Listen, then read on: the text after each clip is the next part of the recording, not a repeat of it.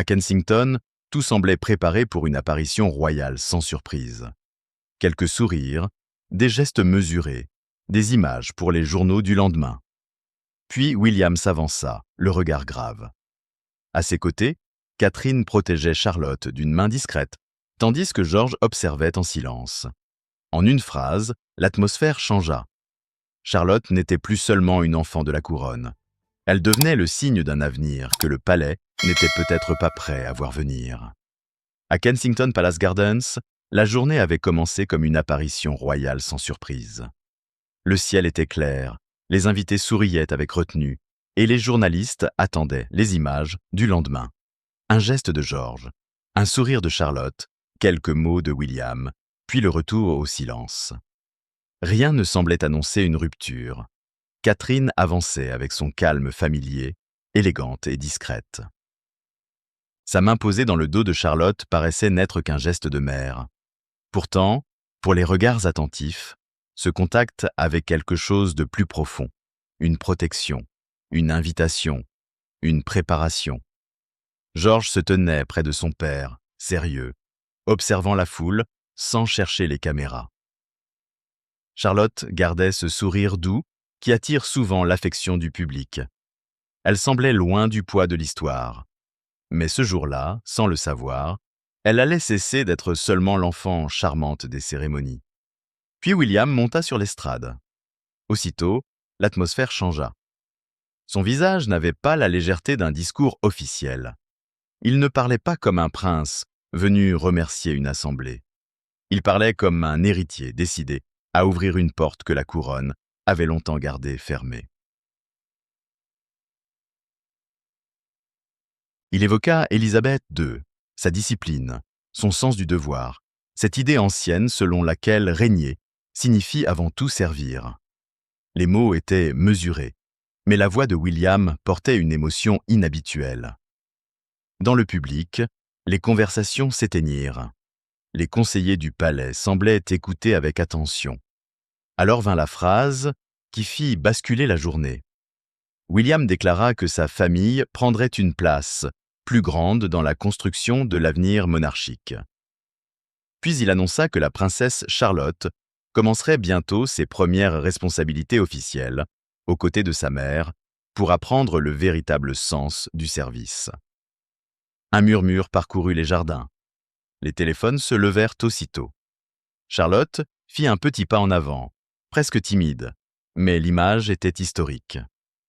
Catherine resta près d'elle, calme et solide, comme si ce geste avait été répété dans le silence de la vie privée.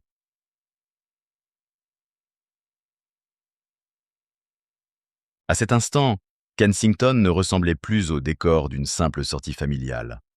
William ne présentait pas seulement sa fille au public. Il indiquait que l'avenir de la couronne ne serait plus porté par un seul héritier, mais par une génération préparée à servir ensemble. George demeurait silencieux, droit, digne de son rôle futur. Charlotte, elle, attirait tous les regards. Ni Charles ni Camilla n'apparurent pour commenter. Dans les jardins baignés de lumière, une évidence venait de naître. La monarchie ne disparaissait pas, mais elle commençait déjà à changer de visage. Ce que William venait d'annoncer ne ressemblait pas à une phrase destinée à attendrir le public. Dans le langage silencieux de la couronne, chaque mot pèse. Ce jour-là, Charlotte n'était plus derrière l'histoire. Elle se tenait devant elle. Depuis sa naissance, la jeune princesse avait été regardée. Nokior, on commentait ses sourires, ses gestes spontanés, sa ressemblance avec certaines femmes fortes de la famille royale.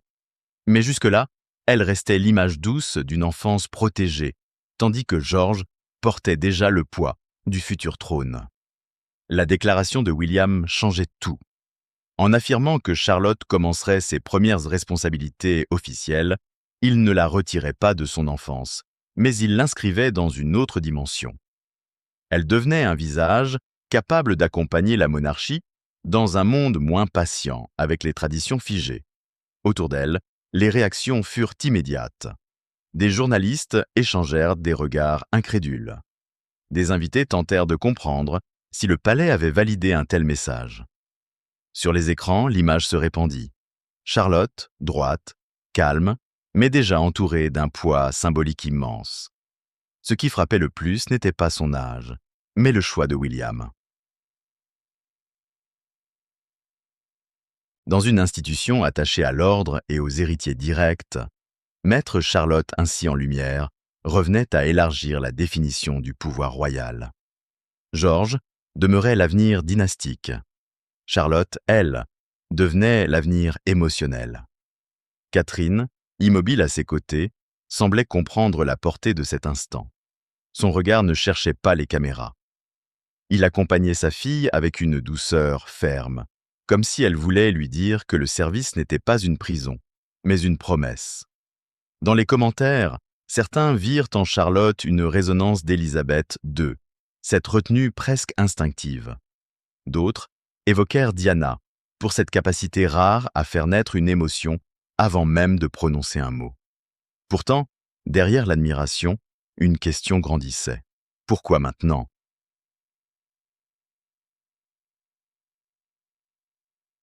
Pourquoi offrir à Charlotte ce rôle visible alors que Charles règne encore, que Camilla cherche à consolider sa place et que George reste le symbole de continuité?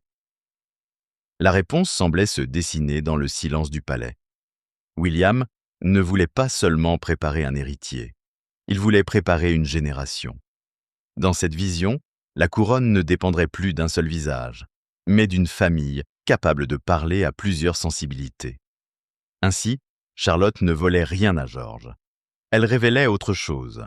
La monarchie de demain ne pourrait survivre qu'en devenant plus humaine, plus visible, plus partagée. Et dans ce petit pas devant la foule, c'était peut-être tout un vieux monde qui commençait à reculer. Après cette annonce, une certitude s'imposa. William et Catherine ne se contentaient plus d'attendre leur heure. Pendant des années, ils avaient avancé avec prudence, respectant les silences du palais, les règles héritées, les gestes imposés par une institution plus ancienne qu'eux. Mais à Kensington, William avait parlé avec la gravité d'un homme qui sait que le temps change. Il n'avait pas défié son père ouvertement.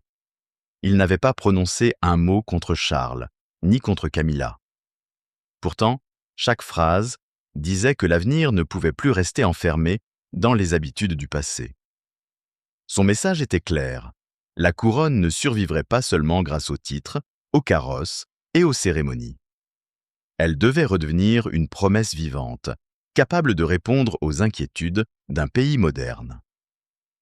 Pour William, servir ne signifiait plus seulement représenter. Cela signifiait écouter, rassurer et parfois bousculer. À ses côtés, Catherine incarnait une autre forme de pouvoir. Elle ne cherchait jamais à dominer la scène. Elle parlait peu, souriait avec mesure, observait beaucoup. Pourtant, derrière cette douceur, chacun devinait une volonté patiente. Catherine comprenait la force d'une image calme au milieu d'un palais agité. Depuis des années, elle avait construit son autorité sans bruit. Les visites dans les hôpitaux, les rencontres avec les enfants, les gestes simples avec les familles inquiètes avaient donné à son rôle une profondeur que les titres seuls ne pouvaient offrir. Là où d'autres réclamaient le respect, elle semblait l'obtenir sans l'exiger. Cette confiance silencieuse rendait le couple si puissant.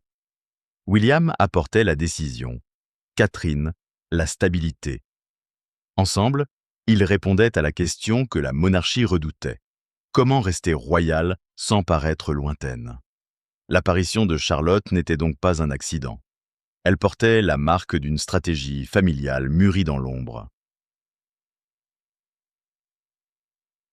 En la plaçant près de sa mère, William ne voulait pas fabriquer une rivale à George. Il voulait montrer que la nouvelle génération serait préparée ensemble, dans la responsabilité et non dans la compétition. Cette vision dérangeait l'ancien ordre. Elle déplaçait le centre du pouvoir vers Kensington, vers une famille jeune, lisible, capable d'émouvoir sans discours compliqués. L'avenir de la couronne ne se jouait plus dans les textes du palais, mais dans la confiance du public. Ce jour-là, William et Catherine n'avaient pas pris la couronne. Ils avaient fait quelque chose de plus subtil. Ils avaient montré qu'ils étaient prêts à la porter autrement. Et dans le regard posé sur leurs enfants, beaucoup virent non pas une attente, mais le commencement d'un règne encore invisible. Pendant que les images de Charlotte faisaient le tour du monde, un autre visage brillait par son absence, celui de Charles. Roi en titre, chef officiel de la monarchie, il n'avait pas besoin d'être présent pour que son silence devienne le détail le plus commenté de la journée. Depuis son couronnement, Charles portait enfin cette couronne qu'il avait attendue toute une vie.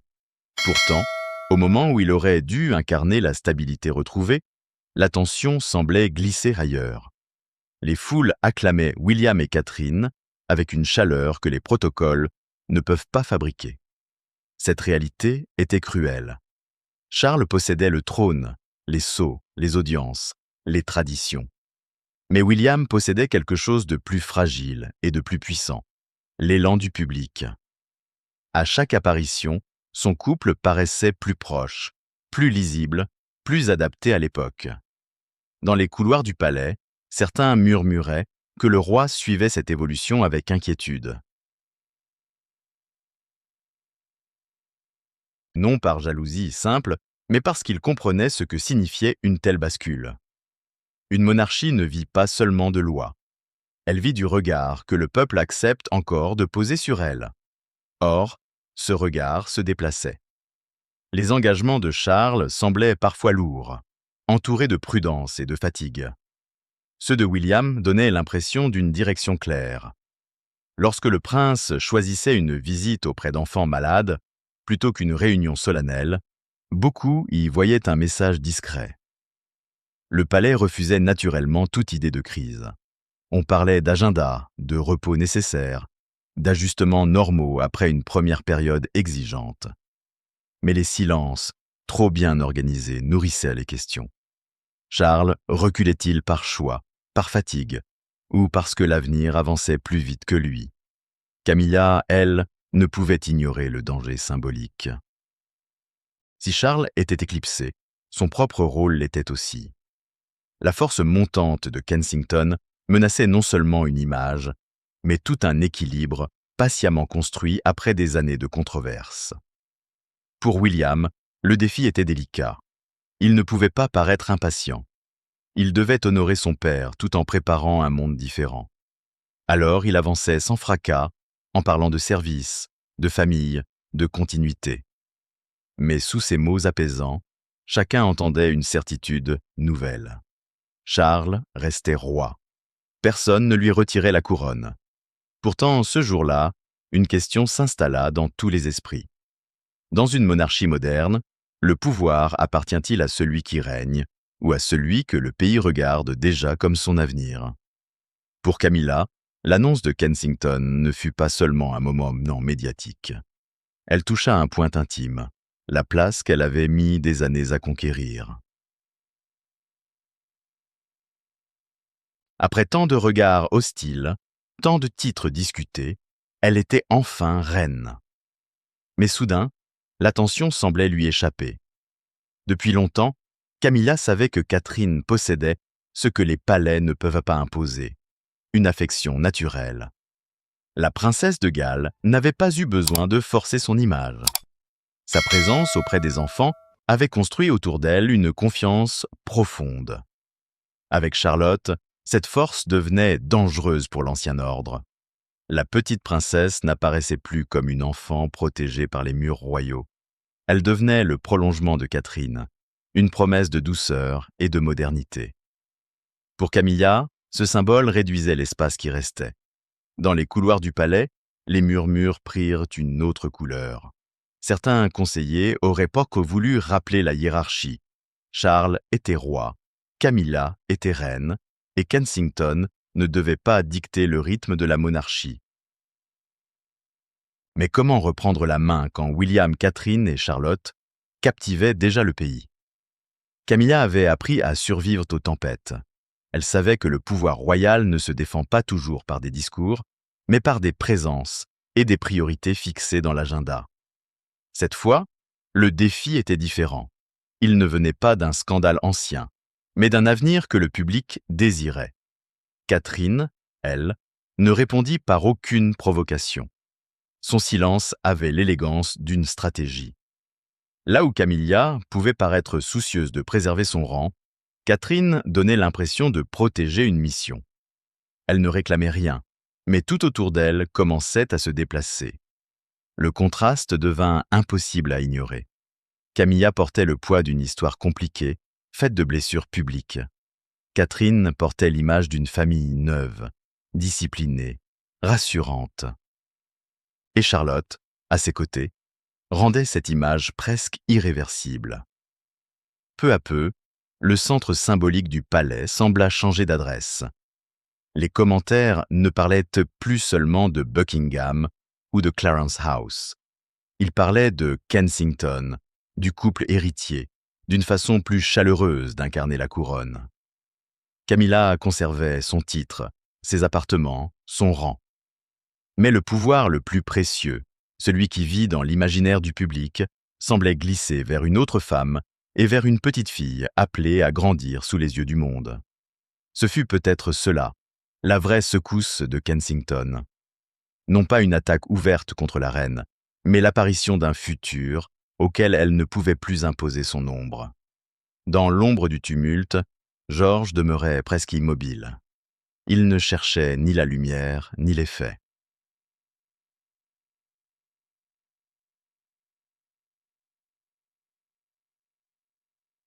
Kitarki.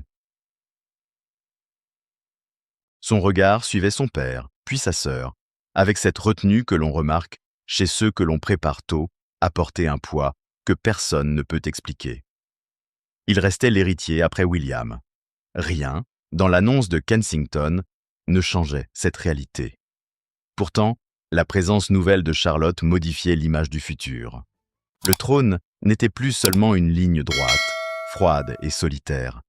Il prenait la forme d'une famille appelée à avancer ensemble. George incarnait la continuité. Il était le fil visible entre hier et demain, celui que les livres d'histoire nommeraient sans hésiter. Charlotte, elle, apportait une autre lumière, moins attendue, mais peut-être plus proche du cœur du public. Cette différence ne devait pas devenir une rivalité. William et Catherine semblaient pas vouloir éviter ce piège. Ils savaient que la monarchie avait souvent isolé ses héritiers, transformant des enfants en symboles avant même qu'ils comprennent leur destin. Leur choix paraissait doux, mais plus moderne. Charlotte apprendrait donc avec sa mère.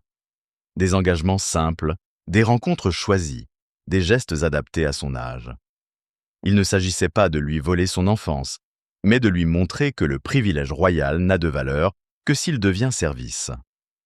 Catherine veillait à cet équilibre fragile. Elle savait que chaque sourire de Charlotte serait analysé, chaque pas commenté, chaque silence interprété. Derrière son calme public, il y avait la vigilance d'une mère qui accepte le devoir, mais refuse de sacrifier l'enfance de ses enfants. George, de son côté, observait. Dans cette discrétion, certains voyaient déjà la formation d'un futur roi. Il n'avait pas besoin d'être au centre de chaque image pour exister. Sa force était ailleurs, dans la patience, dans cette manière de rester droit quand tout bouge autour de lui. Ainsi, le visage de la nouvelle génération se dessinait à deux voies. George portait la stabilité, Charlotte portait l'élan. L'un rassurait par la continuité, l'autre captivait par la promesse d'un lien sensible avec le peuple. À Kensington, cette vision prit soudain un sens concret. Les enfants n'étaient plus seulement les héritiers d'un nom ancien. Ils devenaient les témoins d'une monarchie qui cherchait à ne plus paraître distante. Une monarchie où le devoir pouvait être partagé, appris, humanisé. Et c'est peut-être là que William et Catherine posaient leur geste le plus audacieux. Ils ne préparaient pas seulement un roi, ils préparaient une génération capable de comprendre que la couronne ne brille vraiment que lorsqu'elle s'incline vers ceux qu'elle promet de servir.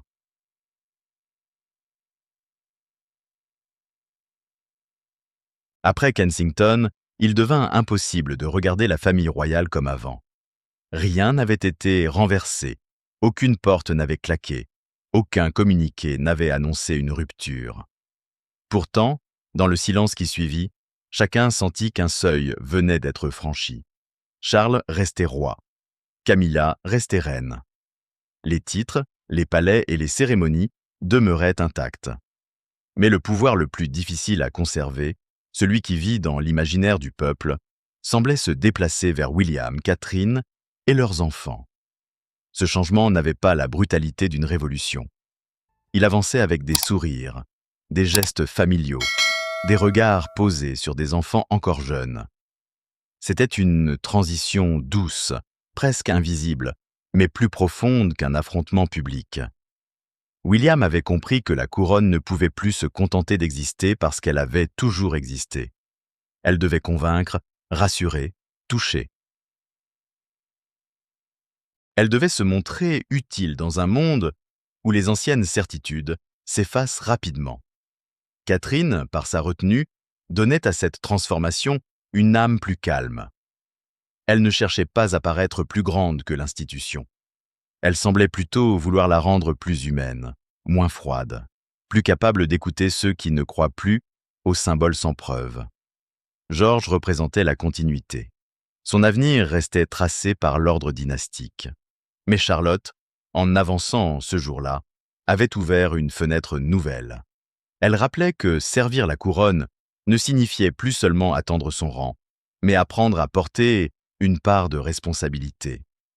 C'est pourquoi son image toucha autant. Elle n'était pas encore une dirigeante, ni même une figure publique accomplie. Elle était une promesse, distante. Une enfant regardant un monde immense, tandis que ses parents semblaient lui dire que le devoir pouvait aussi être transmis avec tendresse. Face à cela, l'ancien équilibre paraissait fatigué.